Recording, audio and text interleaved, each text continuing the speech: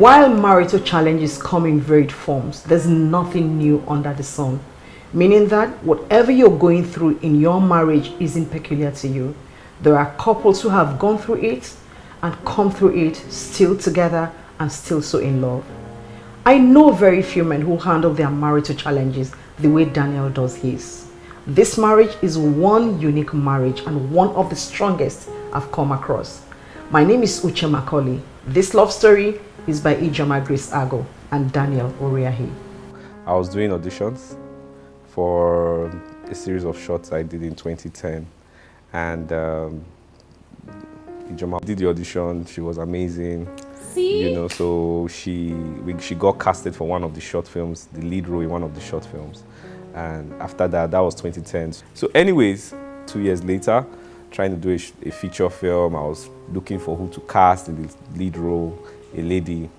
And fortunately, I stumbled on a show, a one-woman show she was doing. So I approached her, she liked the script, she even suggested co-actors, supporting actors for the film. And yeah, so we made this film in, I believe, July 2013.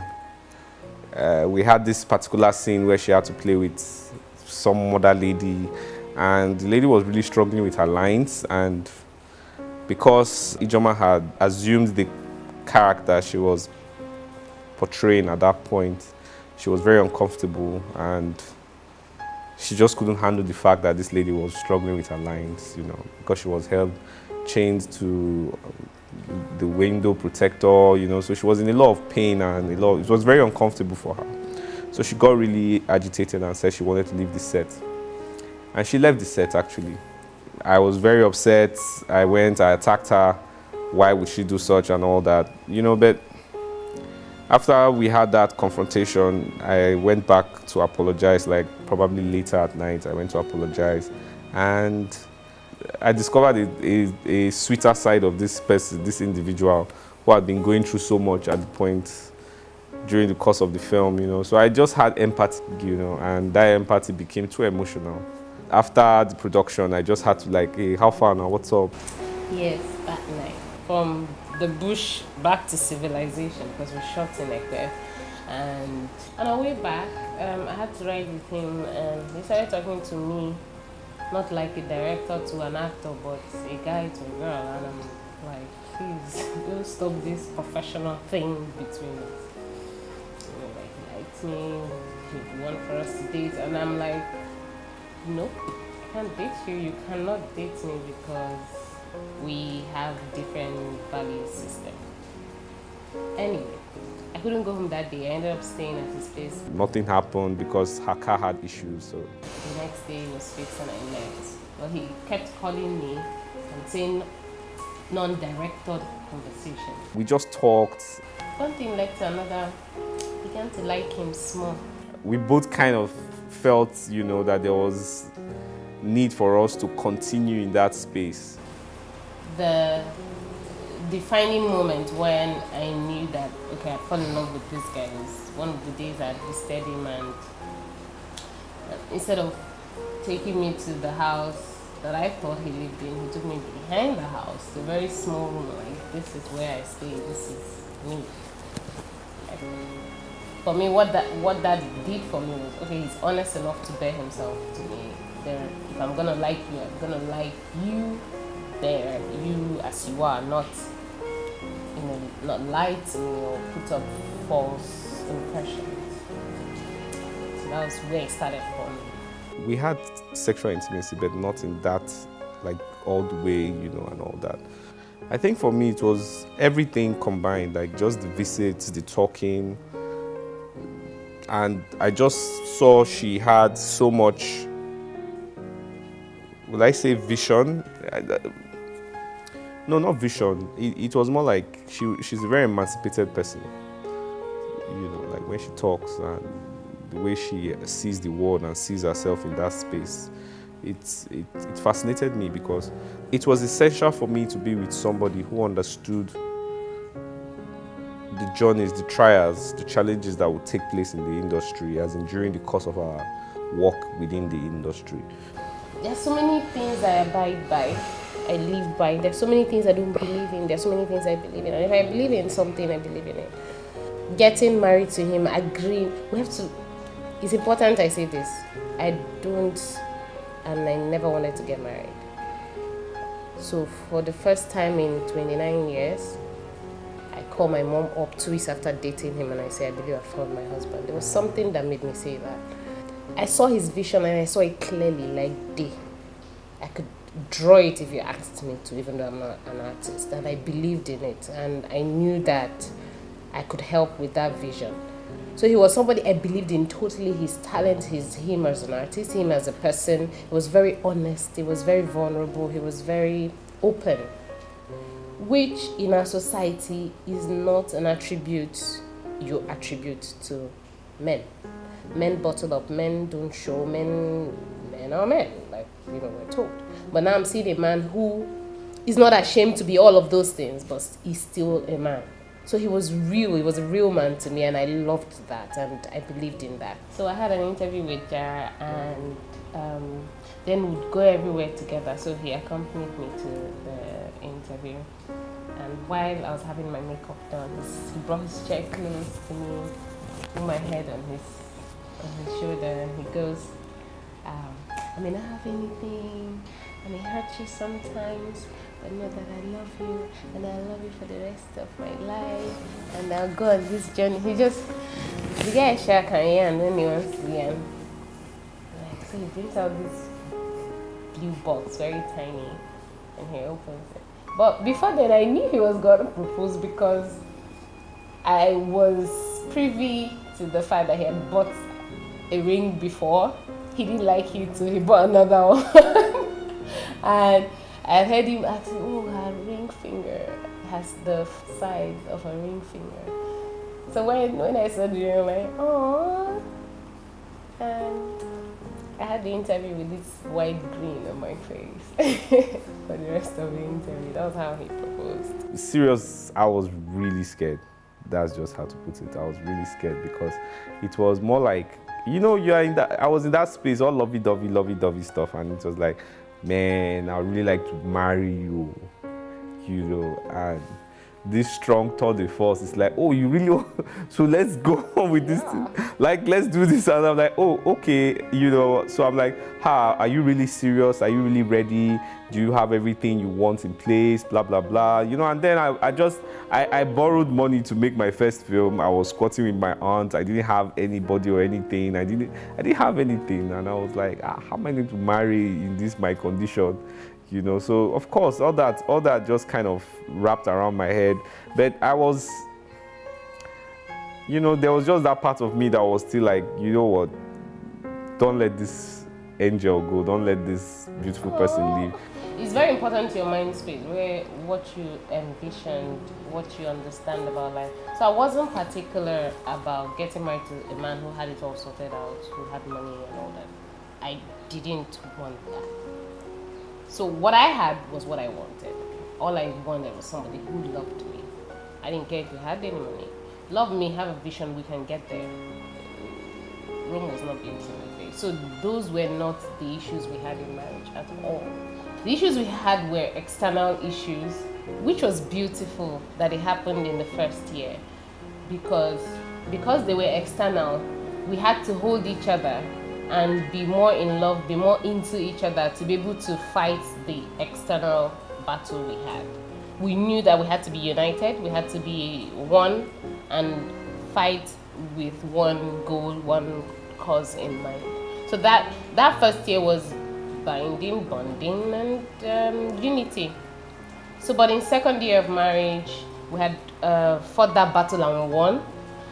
Now, getting to live with each other, getting to understand each other, and getting to accept. That was a problem. I was very opinionated. I was very stubborn. I was very sure of what I wanted, why and where and how I wanted it. It took him a while to understand that as much as that was my personality, it was not a battle of disrespect to him or his opinion. He had to understand that it took a while. So if we had a decision to make, and then no, I don't think we should make that decision. He's the man of the house. He thinks we should make that decision, and the normal thing in society is for me to agree to that. But I'm coming from a place where I knew I didn't want something, and I will show you in no mean and clear terms that I didn't want it. Not to be too elaborate on those external battles, but they all stemmed from what do you have? What's your future? What you don't have anything basically. What are you guys doing? You want to get married? You've gotten married. Do you understand the implications of being married? And these were just external fears, more like it, because I find out that most times, because of the love you have for someone, you're afraid of them venturing into paths that seem uncertain. So your reaction might be seen as aggressive, but it's coming from a place of love, because they're afraid of what you are doing. And because of that stereotypical society we live in, even coming out and saying, oh, I want to be an artist, I want to be a filmmaker, there was just that concern, like, do you really know what you are doing, what you want, and coming out and now saying, oh, I want to get married. On top. And I'm living with my aunt, I'm squatting, and it just, in a logical sense, it didn't make sense. Yeah. We've won those battles. Now we have to live together. We were able to get an apartment, a 2-bedroom apartment. Now we're living together and dealing with basic domestic drama, But for me, and it was tough because from my own upbringing, I was very reserved. I still kind of exhibit that. I was very reserved. And as much as I wanted someone who was emancipated, independent, and I being a very liberal person, undermining my reservations, it was really difficult dealing with someone who had an opinion about everything. So at some point you're questioning your opinions, as in you're questioning your part in the whole place, because it's like everything you are saying is wrong, is not working, So there was that, even me, my identity crisis, where I'm trying to ask myself if I really understand who I am. Do I understand subjects when I bring up my opinion about a particular thing? My parents, their relationship, what I learned from that relationship, and said, okay, these are the things I want and these are the things I don't want. I learned that I, as the male figure in that relationship, I need to do more. I need to be very emotionally, psychologically, and every aspect. I just need to be more in tune, as against detached from making that relationship work. So a lot of times we even had conflicts. I always just came in and resolved it, undermining if I felt I was right or wrong. Not because I wanted, but just because I felt I needed to be the one to take that position. Even as much as it was hard, I needed to be the one who assumed that role most of the time, if not all the time. So that was kind of difficult, Then the third year was more like, we started getting opportunities to work together, as against, I'm a struggling filmmaker, she's an upcoming actor, the work was fine between. She'll have her own gig here, I'll be waiting for my own gig. Then that third year, things kind of took off, and now we are working together on a regular, So besides all that, trying to understand this person inside your house, inside your living room space, now you are bringing it into the workspace, because now it's a different ball game. I'm a director, you're an actor. Oh, this is our source material. How do we execute it? How do we visualize it? How do you perform in your given character? We are having those, no, I'm seeing it from this direction, I'm seeing it from this direction. And that for me was like even the biggest challenge besides the other domestic, because at some point I was just like, this is not what I anticipated. I wanted someone who we could walk this path together, not someone that I was always going to be in conflict with, and that was really difficult. We had moments where we had to confront each other about our different views on these productions, and sometimes they were nasty, because I'm seeing her acting in a particular way, not just acting now, but maybe the way she's interacting with a cast or a crew, and I feel uncomfortable with it, or she's looking at me and saying, oh, you're supposed to be the director and you're with your phone, you are not concentrating on the material, how do you expect me, you know? And because she's vocal, because she's very opinionated as a person, as an individual, she will say it.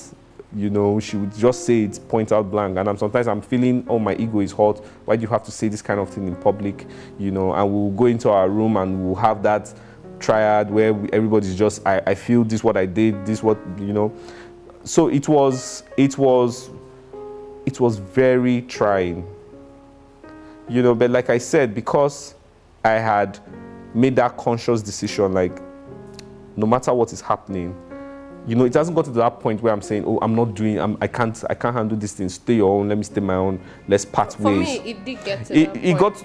It got to that for her on several occasions. She was like, I'm done. I can't handle this. I can't handle this. You know, and that was really tough for me, spiritually, psychologically, because I wanted more. As much as I felt we're having these issues, I just wanted a situation whereby we could sit down and just see how to make it work. Talk about how do we move from this point we are in, you know. But sometimes it's very difficult when you are not being given that opinion, that option of let's dialogue. It's more like it's either this way or I'm not handling it, I'm moving on. So at some point you get kind of spiritual. You can't take away that where we're coming from as Africans and Christians. You know, you get spiritual, you start praying about it. And it got to a point, I started confiding in other people. I said, oh, this is what I'm going through. Do you go through this kind of stuff? What do you think? You know, because I needed to let it out somehow. In retrospect now, that wasn't the situation basically. Yeah, it had its negative, because. And I think it's because nobody really understands the concept of marriage. You know, I cannot use my own experiences to influence and decide for another person because it's different. We're all different people. You know, and that was something I had to learn. Because before then, it was more like, I was kind of like a textbook guy. So I would study something and they say, oh, this is the formula to this particular goal you want to achieve. So I follow that formula and it works. And she is the one who says, no, why does it have to be like this? So we're coming from two opposing orientations. That's me when I believe in something, I go all the way. So there were things I believed. I didn't believe that, marriage was 3 people. I didn't believe that. I didn't believe that marriage was meant to be endured. I didn't believe in that. If I'm going to get married to you, then we're going to enjoy this marriage. And forgive me if I fuck what the society thinks or says or what they... So we're coming from an era where there'll be family meeting and people are gathered and they're talking about a husband and wife's issue. Really? I'd rather die and do that. I wouldn't even call my mother, and she's somebody I respect so much. I respect, like she's my idol, she's my mentor. But I wouldn't even call her if I had issues with him. It's the same way we also didn't tell anybody that we're getting married. It took months before our family knew that we were married. So that's part of the year 1 problems we had to fix. Yeah, so getting married to him and we having our issues in the 2nd year, and it's him, probably talking to someone about it just totally killed me. If I can tell you how I feel, you should be able to tell me how you feel. Don't go and tell somebody to come and tell me how you feel, or don't bring in anybody into this issue. So we would have an issue that probably may have taken a week to solve, but in between that week, just as we're getting to the day of the salvation, somebody gets involved. It extends to months because I can't get that past my head. Wow, I'm not gonna do this with you. Like, no. So I don't believe in that, and I was never gonna tolerate it in my marriage. It took a year, but we're there. I think another thing that happens is you kind of get matured. It's like something happens to you over and over again. There's a way you now respond to it. The way you responded to it the first time won't be the same way you responded to it. Because it's not like those things that happened last year are still not happening now. but it's our response to it, our individual. It's our individual so these response. Days, am I more opinionated? Am I more vocal? Do I let things slide? And for him, is he understanding more? Is he also choosing to let things slide? That's where we are now. So it's not like those problems have stopped. I think that's why they always say those things where the first 3-4 years of marriage is always the hardest, because that's where you guys are now beginning to see yourselves for who you are. Really are. Because there was that phase, that courtship phase, and everybody was exciting, everybody was There's loving. even that phase where that thing that you loved most about that person now becomes the thing is now the thing you hate the most. You know, in the sense, like, I loved just the fact that she was a very liberated woman, you know, because it was rare in my part, my family, my immediate environment. I never met a woman who, and still kept her moral values, you know, as much as, because when they say, oh, that girl is loose in our orientation, when they say, oh, that girl is loose, that means there's no moral standing and all that. But she was talented, she is talented, she had very high moral standard, like she had high moral values, you know, and even spiritual values. And she's someone who says, this is how I feel. She's not going to bottle it up and keep it. She's going to tell you exactly how. And I loved it because I am a reserved person. I knew from a very early stage when I started having relationships, that I didn't have to be with someone in my kind of docile, reserved state, because then there was no fire to really spur me as an individual. But we have every day, it's more like, oh, you have to step up. You have to do better. Like, I've learned so much as a filmmaker, besides the fact that I've learned so much as a husband or as an individual. Generally, you have a man who cheats, who smokes, who drinks. What else is there? You have all those, and that's not my own case. I'm like, I don't have a man who does any of that. So in terms of his weakness, it's not something that is just he doesn't drink, he doesn't keep friends or go out and all that. He's very family oriented. His personal space is heaven to him. Like, just give my husband lights, television, his daughter nearby, me cooking somewhere, and he's happy for the rest. Oh, he must be watching a film, an artistic film, and he's fine. You know, so I do, but I also understand. I won't call them weaknesses. I'll say there are places where it seems I'm stronger at probably in handling issues, and yeah. I think her weakness is her emotional intelligence is kind of low, and that's just what it is. The basis of what we are doing is because we love each other. So the fact we love each other is fine. I don't know if that makes sense. But what I try to mean is, every day is a journey in that I love you, you love me. Every experience is what encompasses to become that in the long run. But it's those small moments that matter. How do you handle those small moments? How do you deal with those small moments?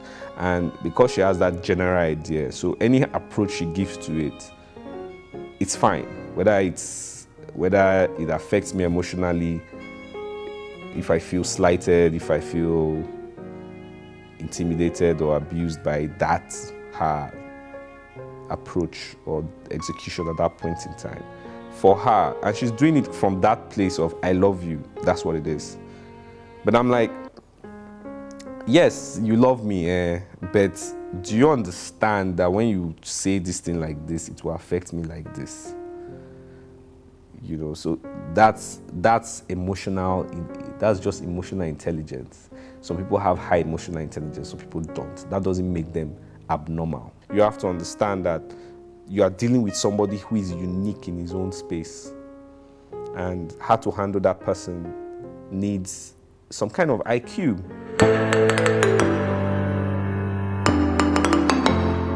I usually have a plan B. So I say, this is my opinion. Yeah, and she has her opinion, and she's a very opinionated person, and she holds her values very strong. She holds her opinions very strong. So I know very well that if I want to enforce my opinions on it, it's not going to work. So sometimes I say, you know what, let's do it your way. Let's do it the way you've wanted. And I watch it, and I just prepare, and I say, okay, in case this doesn't work out right, we're going to go with this other option. So it's me saying, for us to move forward, because that's the truth. It has to be one party that does it in every relationship. Because of our stereotype society, it's mostly women that have to accept it the way the man says. This is how it's going to be. That's it. That's final. But in my own case, it's unique. So my own is, do I want us to move forward? And I look at it from that long term. I always retrospect, and I'm like, okay, as long as she sees that I am taking that, will I say, sacrifice to let her have her space and let her decision go through. We've had 2 of those kind of situations. So one was in 2014, which was, we had an argument and all that. One thing led to another. And I actually thought there and then that, oh, I'm going to give this relationship is done for. You know, I failed in my responsibility and all that. But at that point, I just kept crying to God, you know. And she just stayed. You know, I don't know the battles she had to go through to keep herself.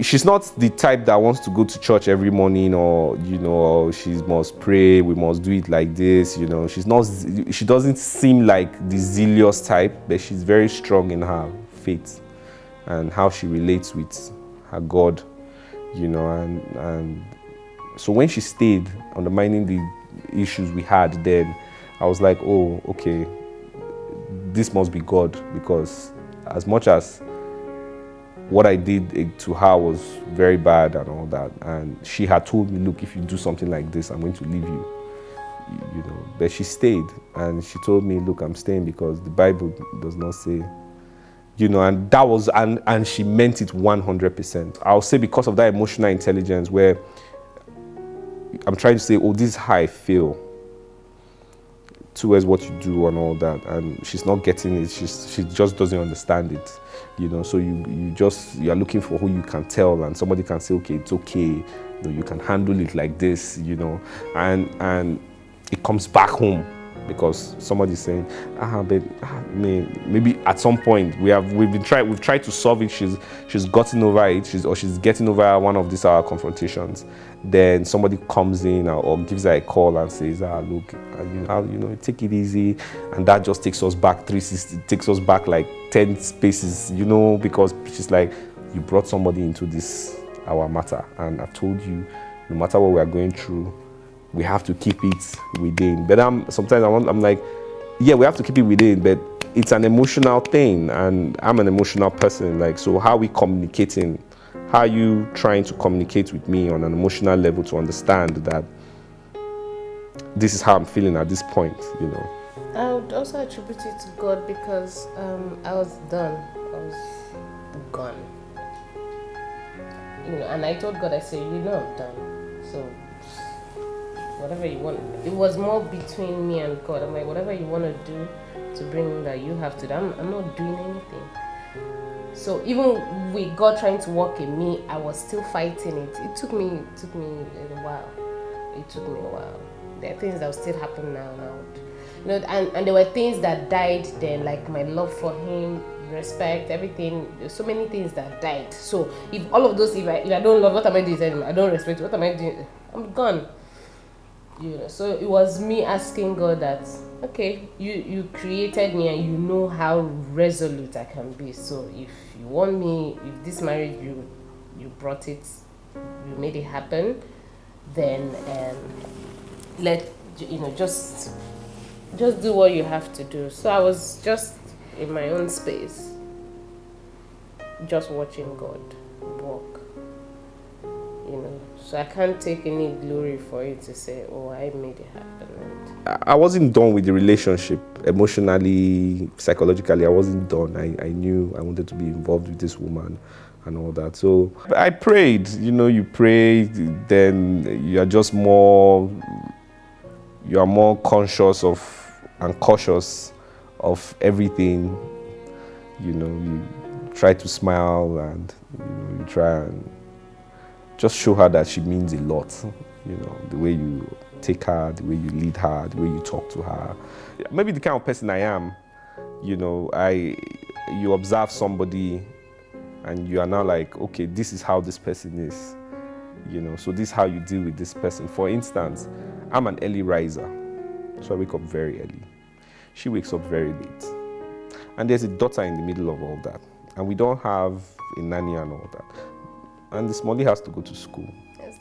And has to eat, right? So in the first, those early days, it was more like, wake up. Wake up. How will I be doing everything? What are you doing? This, that, But I found out that there was just nothing that was going to change that dynamics. So it's either you deal with it.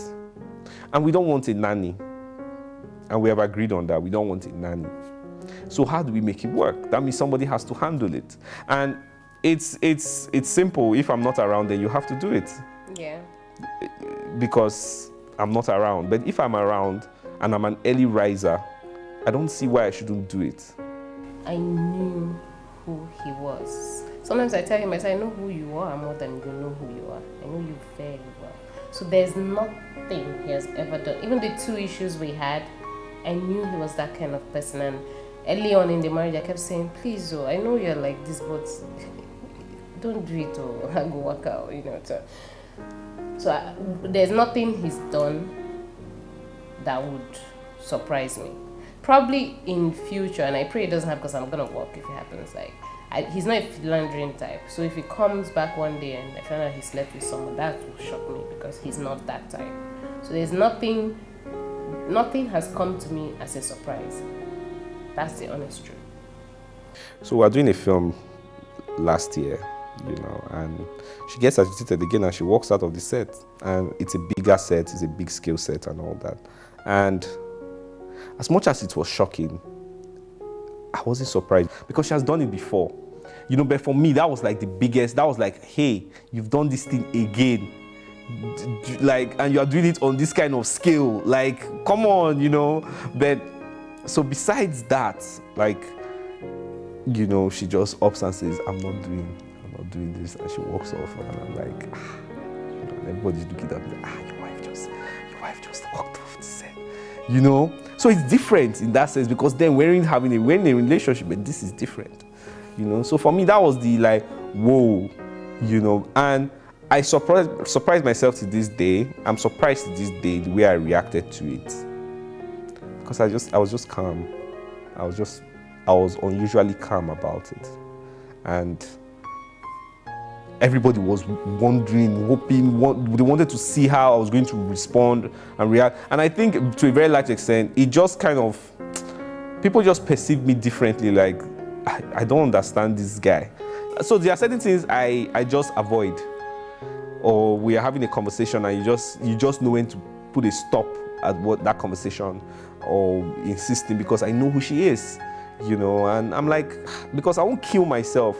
I'm not in that space now where I'm frustrated about it. It's just who she is. And I love her as a person. So it's not that, because you are not agreeing to this thing, I'm not angry, I want to now leave you. No, I understand that's just the kind of person you are. And I can live with it. Too much, I'll be angry for 2, 3, 4 days. I'll just be try. But the kind of person I am, and I thank God for the mom I have, who, I think all mothers were like that. All mothers are like that. They're very spiritual. They are very, and they will tell you, my mom was always saying, you don't sleep with this, you don't let your anger, all those, biblical terms, She was always stressing all those things. So for me, sometimes we're quarreling with each other. I wake up the next morning and I say, Alpha, what's up? Even if it's paining me, because I'm just like, it's both of us are going to be suffering it. You be carrying your face here, I'll be carrying my face here. So me, I don't want to be carrying face. Me, I just want to move on with my life. I think we both have high sexual drive. Though she was a virgin when I met her. And that really it blew me away, because I was like, so this girl had upon all the way, so that's why I said she has high moral values, so she really, and we found out that we just go with the moment, we go with the flow, whatever the flow is, we just go with it. So I think we have a very strong sexual relationship. That's what I think. She will still talk her own. It just happens. And when it happens, she commits herself into it, so I commit myself into it. As against, you're just doing it, the other person is just being docile. And the fact that we've been living together for a long time, so it's nothing really new again. There's nothing there now. We've done it how many times. So it's not like we're looking forward to having sex and all that. But in our case, it's every time is like a new time again. And it happens on a regular. You love someone, you want to make them happy, so I'm gonna commit myself to it. And the beautiful thing about life, and the Bible says it, but when you commit yourself to something, because it's coming from here, you begin to enjoy it. And all the time I'm like, oh, thank God I didn't say now. So yeah. And he's a very emotional person. He's not like, I've heard cases, I wasn't really a girlfriend groupie kind. I didn't have friends, but the little I've read or even hear people, I'm like, oh really, that happens in real life? Girls say they don't come, they've never orgasmed, or the man just snores it. No. If anything, the one that will snore away out of over excitement or being sated, being satisfied, So he's very in tune with me, my body, what I want. He's very in tune with wanting to please me sexually. So it's not about him just getting his gratification. It's never happened. Sometimes I will even be the one like, okay, you know what? Don't worry, I don't feel like coming, so it's fine. But does he want to satisfy me? Does he take pains to go the extra mile? Yes. So why won't I reciprocate? So sexually, I really thank God every day. And growing up, you hear so many things. People say, oh, if you don't test it before marriage. No, all of that didn't happen with us, and we are enjoying it now. So I would say for everybody, it's just the best way to go, and luckily for me, there's nobody I can compare him with. Oh, that person was better, his dick was bigger. Sorry camera, no bless. I didn't have all of that. So he's my everything, he's my demigod, he's my everything. So sexually, I really, really, really thank God. I studied economics, so I knew about money management quite early, and I was very honest with myself. I knew that I spend money frivolously. For us to be financially stable, the person who knows how to manage money should handle money. And it has honestly been amazing. It's been one of the best decisions I've made. And because she's good at managerial, like, she can tell me 10 things. She can tell me one thing 10 times. And I'll be like, you've told me this thing before. She said, I've told you before, So she'll say, oh, we are doing this thing. Oh, we are doing this thing. Oh, we are doing this thing. Me, I won't remember. But my wife, and I'm not beating about it, like, it can be dead at night. I wake up and say, where is this item? Ijeoma will tell me exactly where I'm going to find it. She has that kind of brain. So she will just say, go to this place. So I just know that she can account for every kobo and say, oh, we bought this. And the only time she spends money, she spends it on my daughter, on our daughter. So it's like, will I not be fighting her that, oh, why did you buy this thing? But sometimes I think one or two occasions I've pointed out that you wouldn't have spent money on this one. But it's not enough to cause friction. From the point when he said in the car, I want to date you, up until we went to court, we spent every day together. It's weird. Even when we quarrel, I'm like, okay, I'll just leave. Next morning is knocking on the door. So from when we're dating, we're already handling money together. He would have his gigs, they would pay him. I remember vividly the table. He would come, he would put the money there. Then I'll have my gig, I'll come and put the money there, then I'll join both of them together and I'll go with it. Everything, like, he does not remove any. Okay, let me hold 1,000. No, he would give me everything from when we were dating. Give me everything, then I'll bring my everything. We'll add it together, and that's how we spent money till today. There is no his money. There is no my money. There's no they gave him money. I'm not aware. There is no I give. It's funny, but it's true.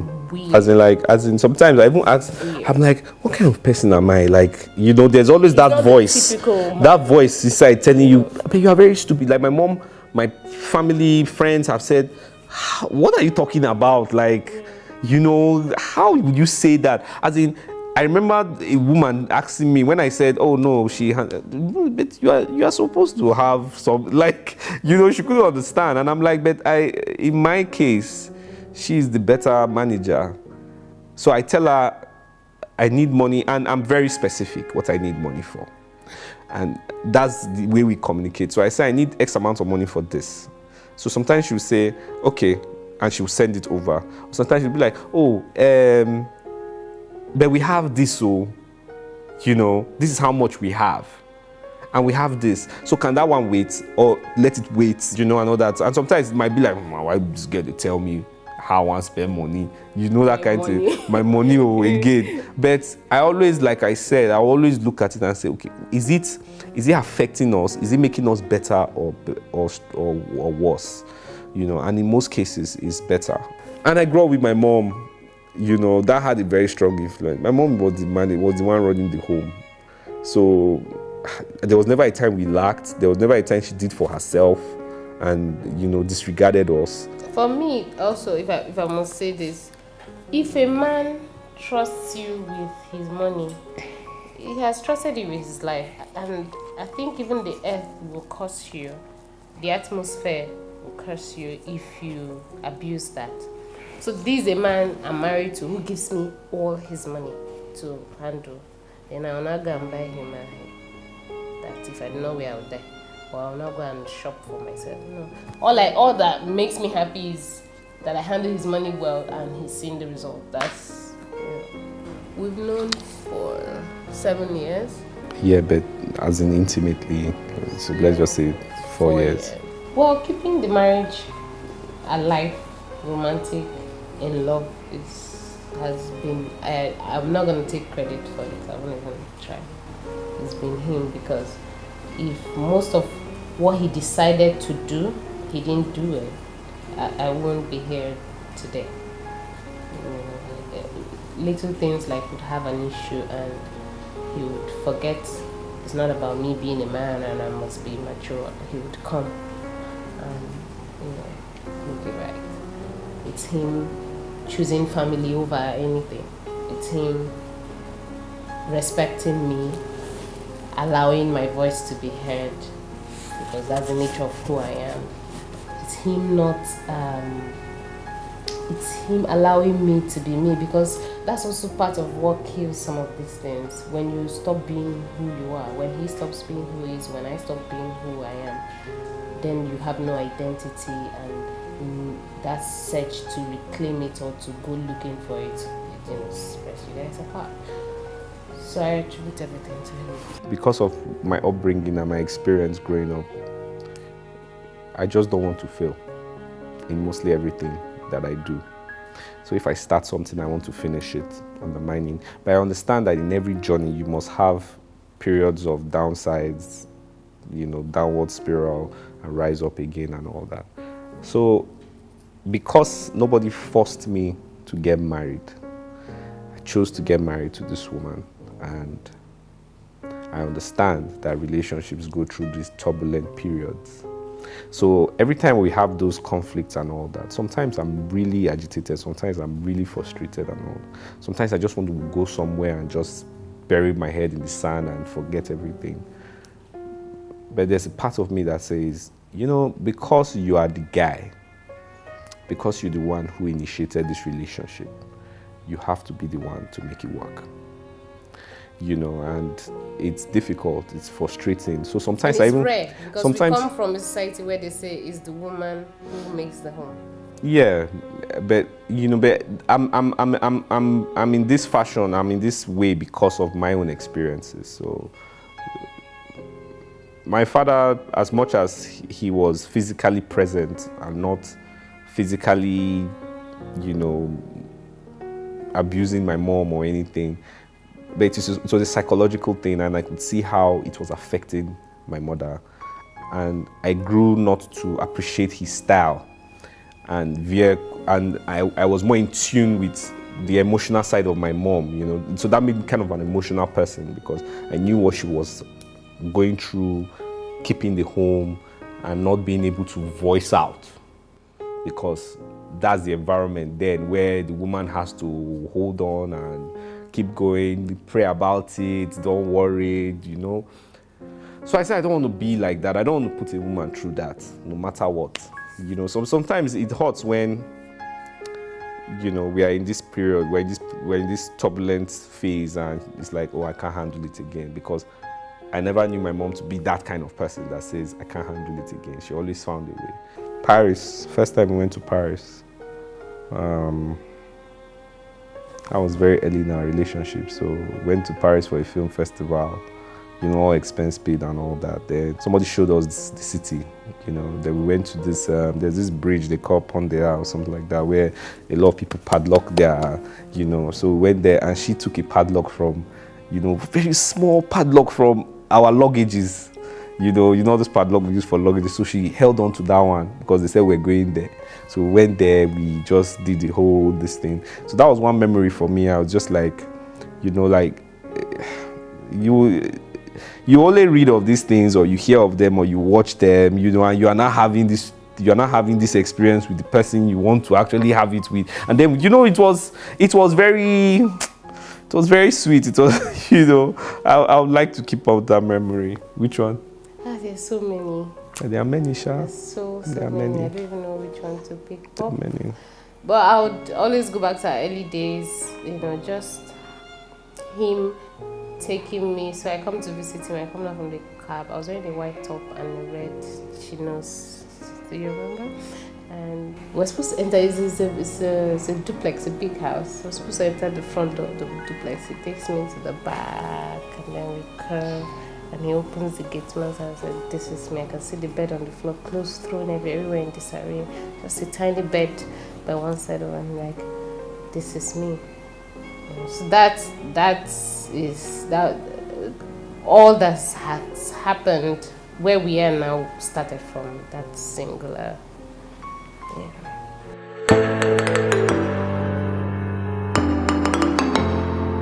You know how we always say, you know, the kind of woman I want to spend the rest of our lives with, you know, they must be intelligent, they must be beautiful, you know, they must have a sense of self.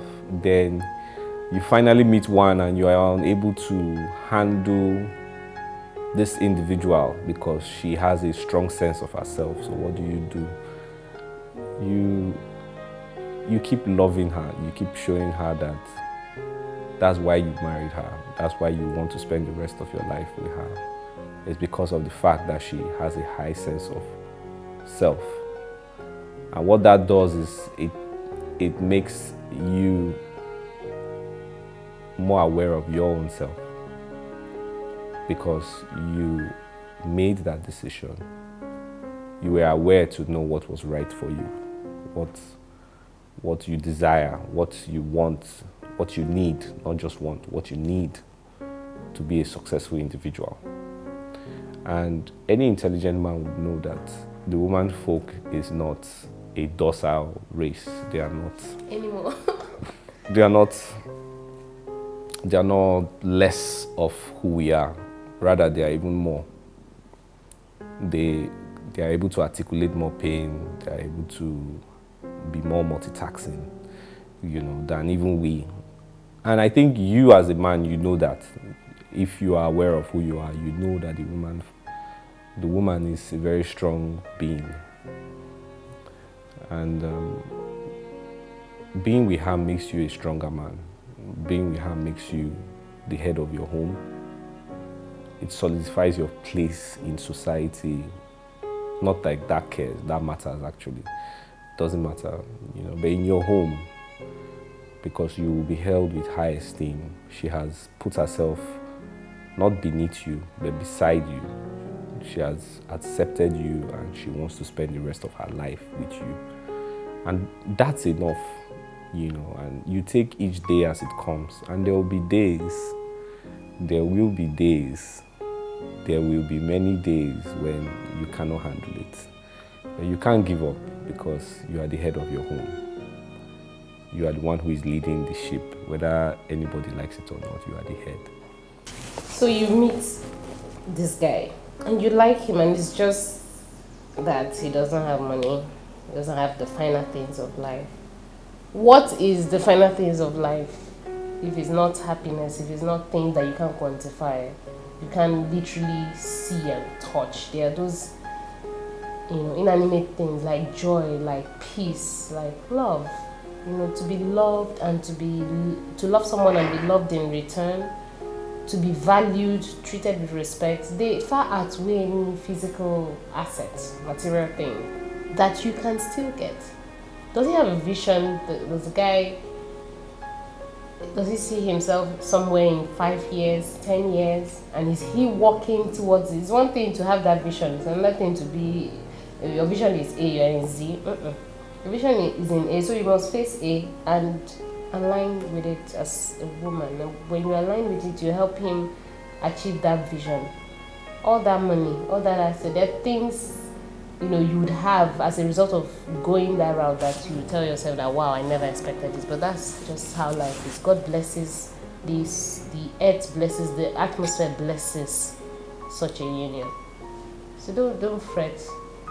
Money will come. They would always come. People that make money is one head. You've got that same one head. You have that same one brain. You know, together with the man, you guys can achieve it.